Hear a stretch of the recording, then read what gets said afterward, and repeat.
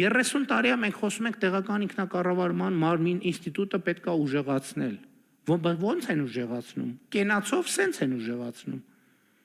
Սենց են ուժեղացնում եւ համայնքները ֆինանսական կարողություններ են ստանում հարցեր լուծելու։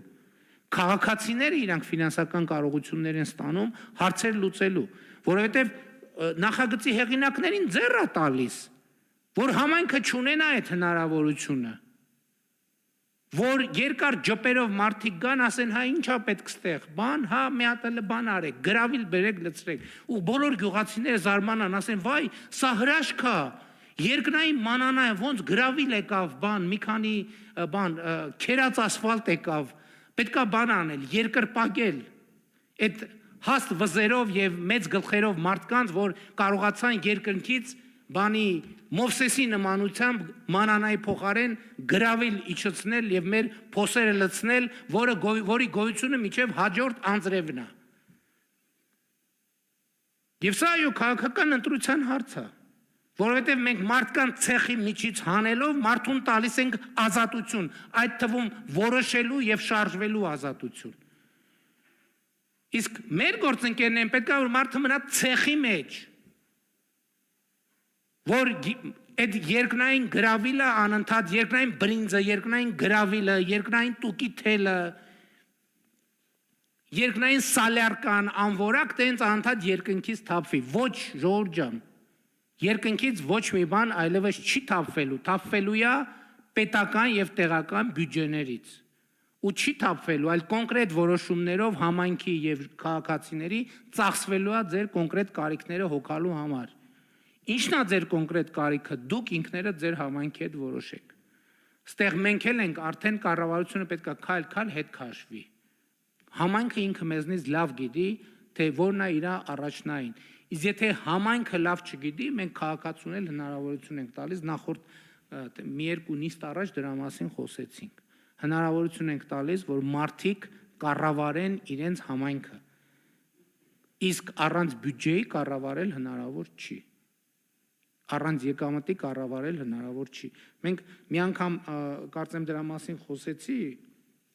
այն խորհրդային միության չգիտեմ, գուցե հիմա էլ կան որոշ տեղերում այդ կոլեկտիվներում, որ կար, չասում էին լատարե են խաղում, որ աշխատավարձերից հիմա էլ կա, հա, այսինքն կուտակվում է գումարը եւ ծախսվում է այս գույքահարկը բոլոր քաղաքացիների համար դա է, որովհետև լատարե են խաղում, այսօր մեկի բակի դիմացն են բարեկարգելու,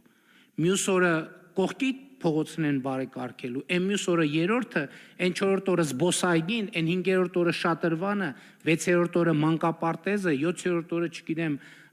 գրունտային ճանապարհը եւ այլն եւ այսպես շարունակ։ Եվ սա պետք է լինի մարդկանց ընկալումը այս օրենքի եւ այս համակարգի մասին։ Եվ սա այն դեպքերից է, որ ես, գիտեք, շատ են ասում մեր մասին էլի մեր ընդդիմախոսները եւ բաները եւ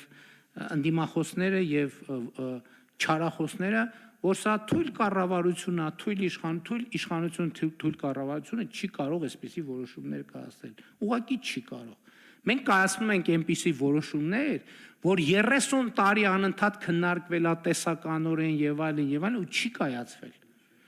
Ֆինանսական համահարթեցման մասին օրենքի նախագիծը, որով դոտացիաների հետ փոփոխություն, գնացեք, հանեք արխիվը, տեսեք, որ թվից է Հայաստանի Հանրապետության կառավարության եւ ազգային ժողովի օրակարգում։ Այդ օրենքը նույնիսկ առաջին ընթերցմամբ, եթե չեմ սխալվում, ընդունվել է 2007-8 թվերի կողմերը։ Երկրորդ ընթերցմամբ չի ընդունվել։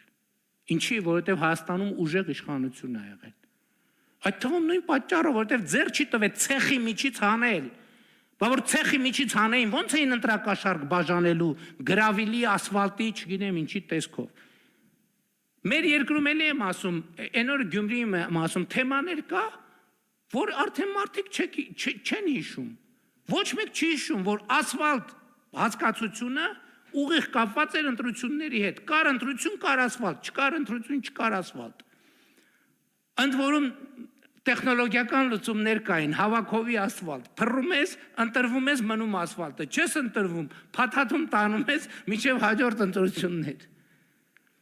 Այսինքն մարդիկ մոռացել են, որ Հայաստանում ընդհանրապես տենց բան է եղել, հասկանում եք, մոռացել են։ Այն ասֆալտը, որ մենք հիմա ուղակի անում ենք, եթե ընտրական տրամաբանության բանեինք, մինչև 2082 թիվը այդ ասֆալտով կարելի էր ընտրություններ անել, հարգելի գործընկերներ, առանց չափազանցության։ Բայց մենք այս մեր գործիքը, հասկանում եք, ես ուզում եմ սա ճիշտ գնահատվի սրա քաղաքական իմաստը, այն գործիքը եւ լծակը,